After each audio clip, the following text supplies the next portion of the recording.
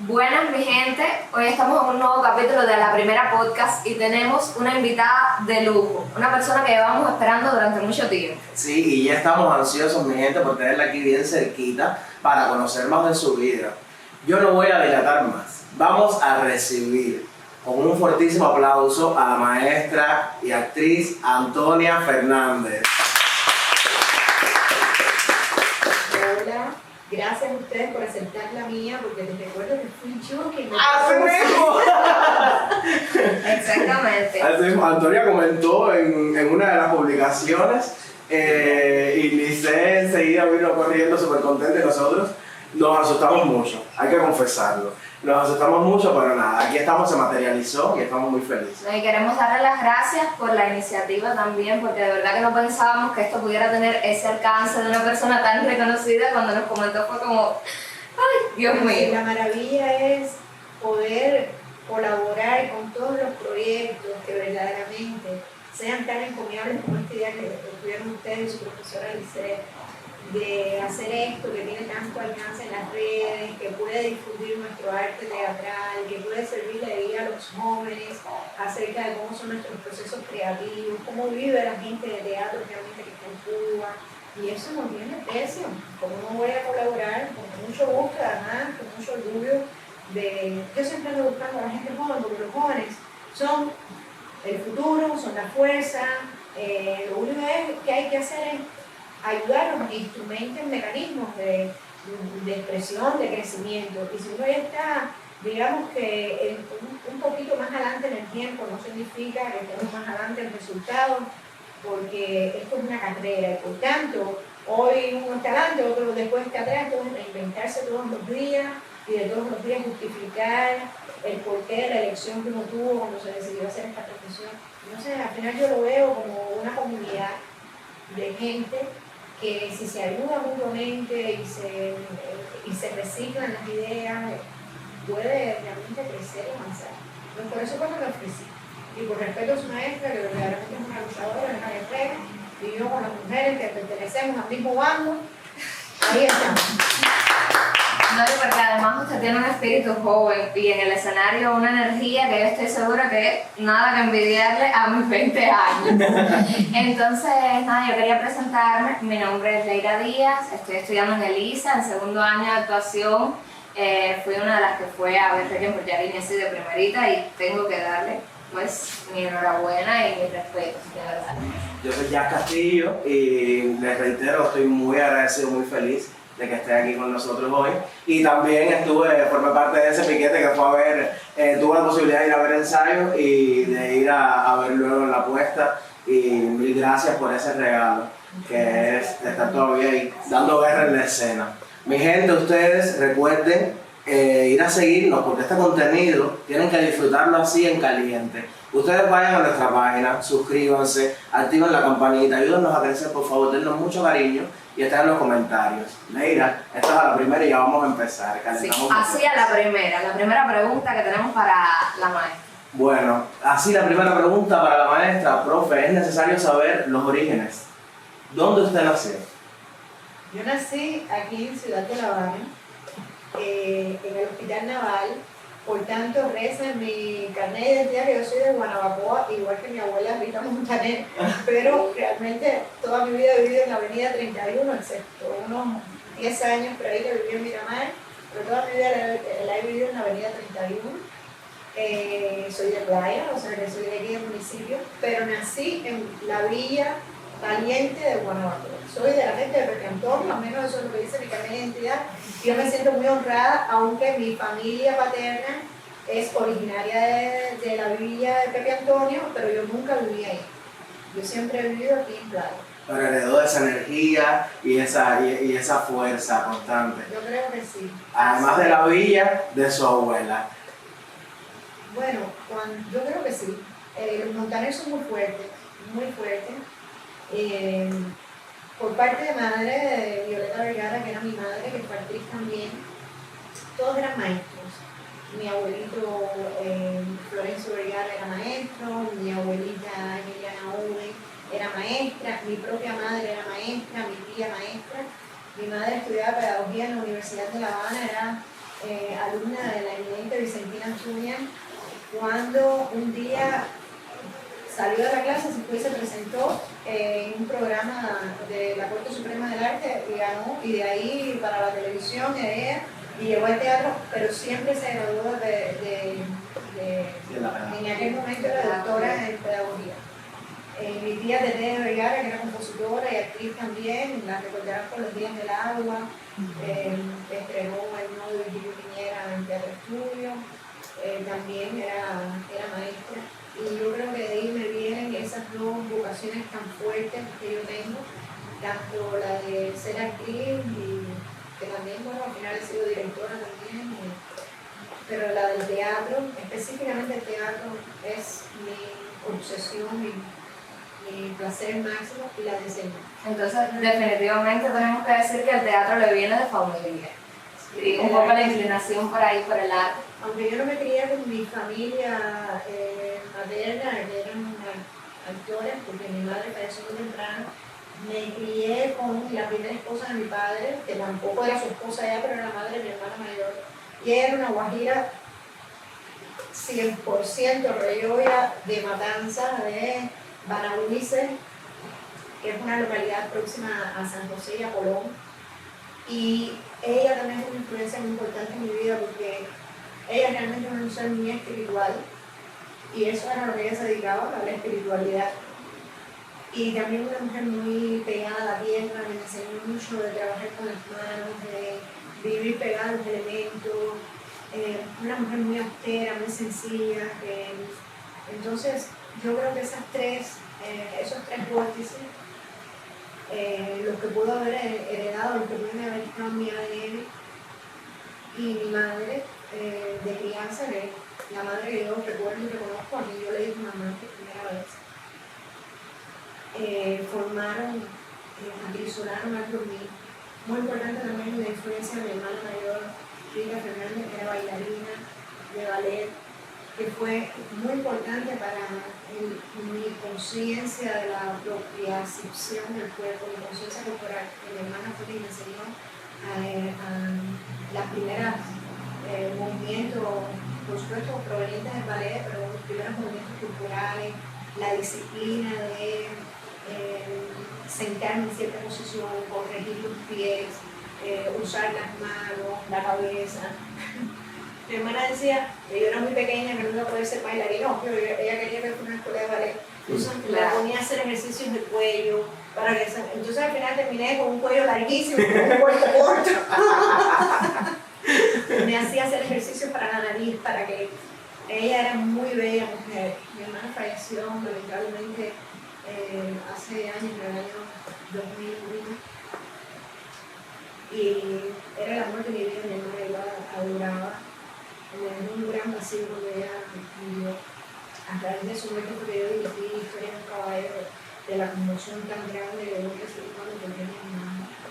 Pero ella era un personaje alucinante, era una mujer muy bella, algunos rasgos que venían de árabe, una mujer excepcional, pero ella tenía una nariz muy perfilada, muy especial. Entonces ella quería que yo tuviera esa misma nariz y me hacía hacer ejercicios para que se me integrara, y yo lo hacía todo.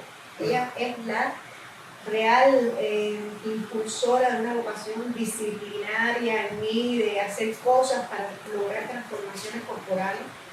Ella es la que está ahí. Luego mi padre, que era un bohemio, un loco, abogado, estudió ictiología, mi padre era ictiólogo, trabajó en la Academia de Ciencias, pero bueno, él sí venía de toda esa tradición con mi abuela Rita, del arte, fue camarógrafo, trabajó en la televisión, fue coordinador, se encontró con mi mamá en un estudio de televisión, que cada vez que me invitan a la televisión a un programa, en ese estudio, ahora no sé cuánto lo tiene, pero en aquel momento se grababa un programa que se llamaba Lluvia de Estrellas. Y ellos se conocieron ahí, él siendo coordinador, mi madre estrella invitada al programa. Entonces yo siempre que entro al ICRT siento un piloto, porque es, bueno, los orígenes de mi vida están aquí en este edificio. Mi padre además era un humanista, hablaba muchos idiomas, le gustaba la ciencia. Entonces por ahí también hay una vertiente mía que se fue a estudiar matemáticas o los sistemas automatizados a la CUFA y de la Universidad de José Antonio París. que todavía a estas alturas de mi vida me leo revistas de física, cosas así que me interesan, la ciencia. Es que el interés está ahí. Yo creo que en ese mundo tan diverso de artistas, campesinos, pero que tenían dones espirituales y trascendentes de visión profética, y de mi padre matemático, o sea, una mercocha, un gran hallazgo, una gran mezcla en la cual yo crecí. Tuve una infancia maravillosa. En mi escuela primaria, mártires latinoamericanos de 42 y 35 en playa, con un grupo de amigos y de contemporáneos maravillosos que hasta el día de hoy muchos somos amigos, que nos queremos, que nos mantenemos unidos, que nos tenemos en cuenta. Esos fueron mis inicios, niños todos sobresalientes, geniales, que han tenido todos grandes carreras y como seres humanos son maravillosos, y donde quiera que estén en el mundo los reconozco como mi familia extendida. Y así fue, muy cerca del río Mendares, donde me escapaba con mis hermanos varones a meterme a pescar en esa no estaba tan sucio como estaba hoy, lo reconozco, pero igual me escapaba para el río a pescar, me escapaba para la playa, a la costa, donde aprendía a nadar, jovencita, escapada igual, me salían a buscar y siempre me encontraban metida o en el ferretero o en la costa. Era una niña muy tranquila, muy estudiosa, pero que tenía esas salidas de repente a hacer cosas tremendas, lo mismo saltar deportes extremos. ¿Tiene alguna anécdota así especial que nos quiera compartir de su niñez? Yo tengo una anécdota que nos regalaron, nos llegó desde tierras lejanas, por así decirlo.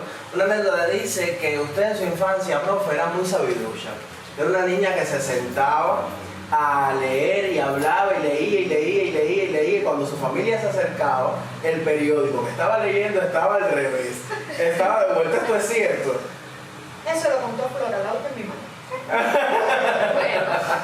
Que se la contó mi hermana. Exactamente. Es verdad. Yo tenía muy buena memoria. Todavía me conservo algo que me niego a aprenderme a apuntar números telefónicos, me los aprendo de memoria, incluso los de los móviles, cuando ya le he aumentado los números. Es un juego que yo tengo conmigo misma desde que yo soy chica, de aprenderme cosas de memoria. Y entonces me gustaba mucho, yo de niña tenía muchas dificultades para dormir. Dormía muy poco y con mucho trabajo. Entonces, en la familia me descubrieron que si me hacían cuentos, yo me dormía más fácilmente y dormía más tranquila porque tenía pesadillas, y todavía recuerdo algunas pesadillas que tenía. Entonces, tenía muchos libros de toda la vida. Recuerdo haber crecido rodeada de libros, con muchos libros de cuentos, porque claro, me leían para dormir. Entonces, yo me aprendía los cuentos y me los aprendía de memoria, y si de repente se saltaban algo, yo decía, a eso no va a ir. Porque ya lo conocía. Y entonces me gustó eso de que había un objeto que la gente se lo ponía delante y que después de ese objeto salían aquellas historias. Y yo dije, ya no solo quería leer para dormir, no solo quería leer, que me leyeran para dormir, quería leer todo el día. Y entonces cogía el libro, cualquiera, y reproducía la historia que ya me sabía de memoria. Pero entonces después descubrí que había unos papeles que eran más grandes y que se pasaban, claro, en aquel entonces los periódicos tenían más hojas. Y cogía los periódicos y también hacía lo mismo, cruzaba las piernas, con las personas mayores que sentaban en un sillón, abría aquello que tengo la sensación de ser muy grande, y leía. Pero cuando se acercaban, me dejaban hacer aquello, pero los periódicos estaban al revés. Esa es la antesala de otras historias, como que después aprendí a leer solo. Me regalaron, sí, antes de ir a la escuela. No he mencionado a una persona que fue muy importante en mi vida, Ella se llama Evangelina Rodríguez y fue maestra Waldorf de la escuela Waldorf de La Habana, que es lo que yo primero en mi vida quise ser. Yo decía, yo quiero ser maestra Waldorf. Cuando era niña, yo ni siquiera sabía qué cosa era eso, que es un método de enseñanza muy particular, donde se enseña al alumno según las inclinaciones naturales y las habilidades naturales del alumno, donde no hay Interesante. sí, y ella fue, ya tuvo, no tiene, nunca más tuvo esa escuela porque era privada, pero es un método que sigue existiendo en el mundo, un método muy especial, espectacular de enseñanza. Y eso era lo que yo quería hacer. Así que lo primero que yo dije en mi vida es yo quiero ser maestra. Y luego dije yo quiero ser artista. Y por supuesto pasé por todos los vericuetos del teatro y del espejo y de los disfraces y de la toalla y todas esas cosas que son lugares comunes. Yo tengo que decir que serán lugares comunes, pero yo pasé por ahí. Mi primer personaje fue la princesa Irmandra. Nadie sabe de dónde salió ese personaje ni de dónde, pero hubo que hacerme traje de princesa Irmandra, que me hicieron tener la con todo lo que llevaba, con peluca me la hizo mi hermana de rollo de papel sanitario suelto así, esa era la peluca, y yo me arrastraba por toda aquella casa con la princesa Irmandra y con una almohada aquí, que nadie sabe qué cosa era la almohada, debajo del brazo, y yo de la mañana a la noche por el patio, por el jardín, por todas partes era la princesa Irmandra. No me lo podían lavar, fetiche con que me lavaran el traje, sabrá Dios quién era la princesa Irmandra. Pero ese fue el primer personaje que se manifestó. Y esta señora, Evangelina Rodríguez, que fue la primera persona que me leyó a Martí, que me regaló libros de Martí, me regaló una caja con una imprenta rudimentaria, donde eran como una especie de dados de madera que tenían la letra y una goma por debajo, con un tintero. Entonces tú mojabas, impregnabas la tinta en la goma que tenía la letra por debajo y las ponías. Entonces ella me enseñó el abecedario, me enseñó algunos sonidos y me ponía a hacer ejercicio, y así fue que yo aprendí a leer. Cuando llegué a la escuela en preescolar ya yo leía. Y la primera palabra que leí fue vaca. Me la dibujó mi madre, que también se sumó. Mi madre guajira se sumó a este proceso de enseñanza, y ella dibujaba los animales, las casas, los objetos, me los escribía al lado y ahí identificaba, o sea que las primeras figuras que tuve no fue de un libro de texto, sino que, y eso es muy particular en mí, lo atesoro, haber aprendido con aquel juego maravilloso que era una cajita de maravilla. Para mí era un tesoro abrirla, tener todas las letras, 28 letras en el abecedario, y tenía, como era un juego norteamericano, tenía este símbolo del alfabeto inglés que es para el and, ¿no? Para unir. Entonces aquel signo fue un enigma también, y para mí está unido a la clave del sol, y por eso después fue que pedí que me enseñaran a música, porque yo pensaba que eso era la clave del sol. ¿Qué asociación? No, la infancia mía fue una locura. Tenía muchos intereses. No me gustaba la televisión, me gustaba el radio, escuchar programas de radio donde se contaban historias, y había un patio vegetal muy grande al lado de mi casa, que mi mamá tenía sembrada de maíz, de aguacate, de mango, de todo, café, había de todo, una mata de limón inmensa. Y a mí lo que me gustaba era ir a jugar a ese patio. Ese patio estaba lleno de personajes imaginarios, fantasiosos, que yo creía que eran reales. Hasta un buen día, antes de ir a la escuela, me di cuenta que todo aquello era nada más que un patio, pero jugué mucho sola ahí. Tenía amigos también, desde el barrio y eso, que jugaban en otro horario, pero las mañanas eran dedicadas a aquel patio con mi mamá, entre el maíz, con el café, subía las manos de mango. Ahí tenía un amigo imaginario que se llamaba Pedrito.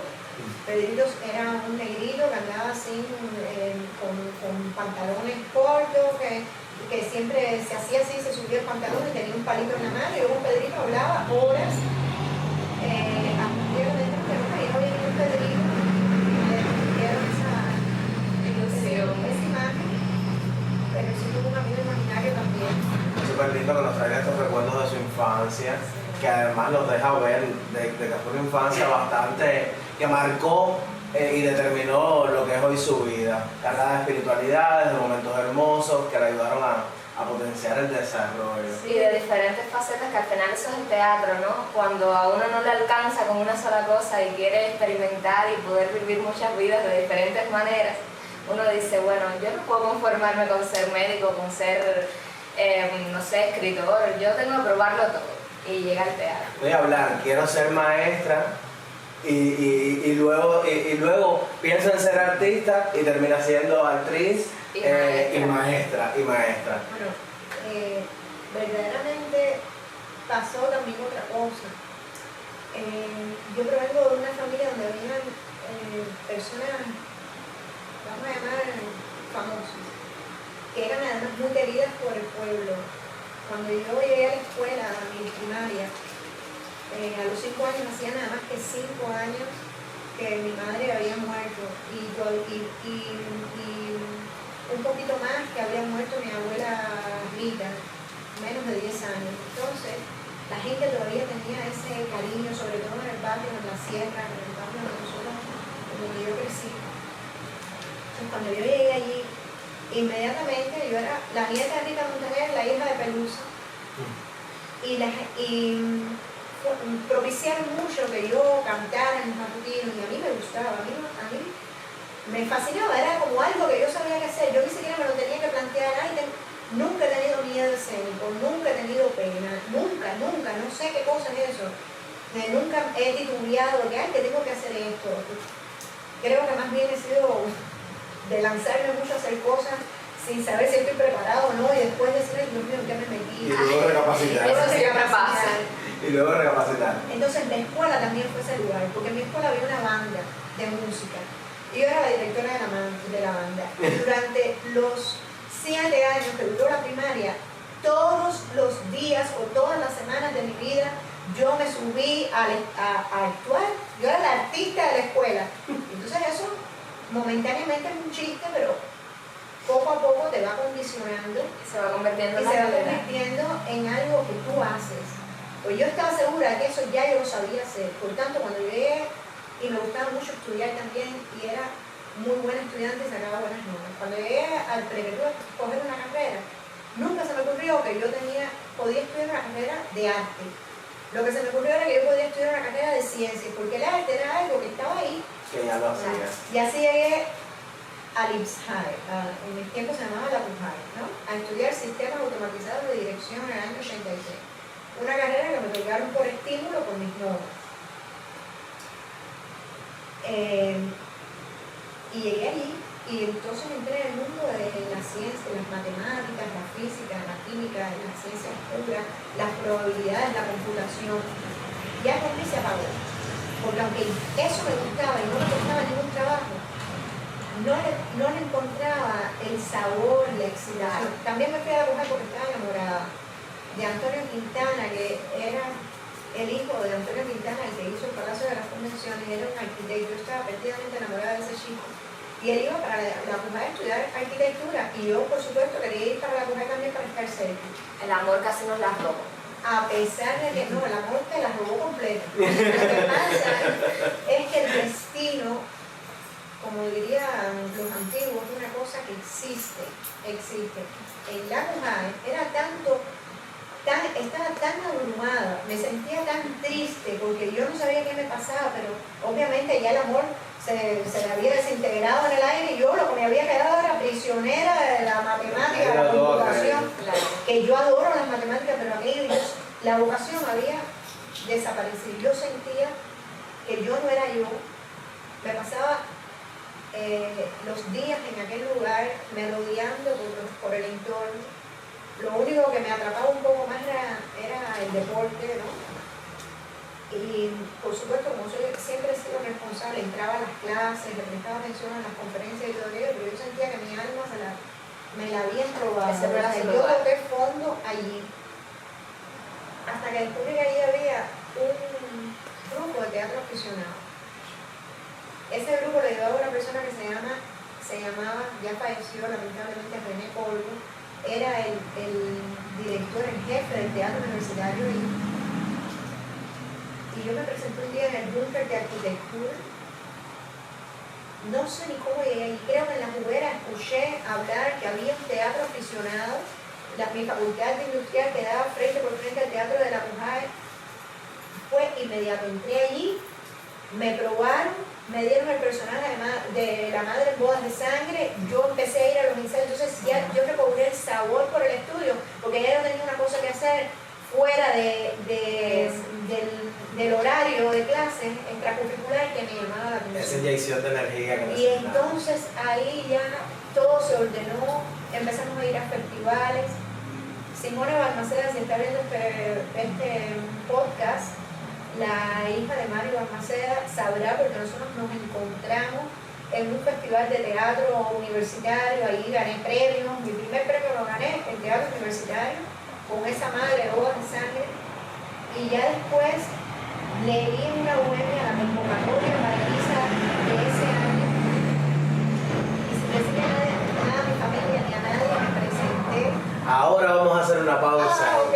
Vamos a hacer una pausa La gran porque ahora viene un momento que es decisivo en este podcast. Aquí siempre hay un tira que encoge y un pa' aquí y un pa' allá con esto, porque hay un team que es el team de Leira, que es de los que entraron a la primera. Y está el team mío, que la producción siempre está confabulando a favor de Leira, y está el team mío, que es de los que entramos a la segunda, o a la tercera, o a la cuarta, pero no lo hicimos a la primera. Entonces queríamos la gran pregunta del momento. Maestra, usted entró a Lisa a la primera. Team Leira.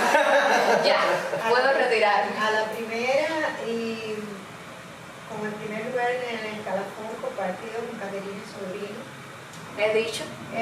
pero con mucha controversia acerca de si yo debía entrar. En ese jurado estaba mi maestra Flora Lauten, estaba Raquel de Vuelta, estaba Armando Suárez del Villar, estaba la profesora María Elena Ortega, con quien tengo la anécdota vergonzosa. Que no ha sonado todavía, pero ahorita. Ana Viñas estaba en ese... Toda una constelación. Pero yo tenía una voz súper aguda. A pesar de haber hecho todos los ejercicios de improvisación, yo tenía una voz muy aguda y decían que esa no era una voz para teatro. Y entonces el maestro Armando Suárez del Villar dijo, yo la voy a mandar con el maestro Hugo Marcos a la ópera a que evalúe su registro vocal. Pero yo no quiero estar en el pellejo de quien le diga a la nieta de Rita Montaner que ella no puede entrar a Lisa. Por eso que ustedes saben que se puede trabajar. Yo fui, me mandaron con Hugo Marcos y dijo, ella tiene excelentes registros de soprano. Si quiere se puede dedicar ahora mismo a la carrera lírica. Y yo salí, tengo ese papel, o sea, guardado con su evaluación, ningún problema dentro vocal, al contrario, un aparato excelente. Yo fui con ese, pero llorando porque yo quería ser actriz, yo no quería ser carajada. Fue en las clases de mi maestra Flora Lauten, que tiene un dominio excepcional de las técnicas vocales, que yo me puse como tarea bajar aquellos registros y creo que con los años llegué a dominar todo, desde los graves hasta los superagudos, pero fue de un trabajo enorme y obviamente que en ese experimento, en esa disciplina, perdí aquellos registros que yo tenía naturales de agudos, los perdí. Creo que se los sacrifiqué a la actuación, al teatro, pero me permitió hacer otras cosas y feliz con la decisión.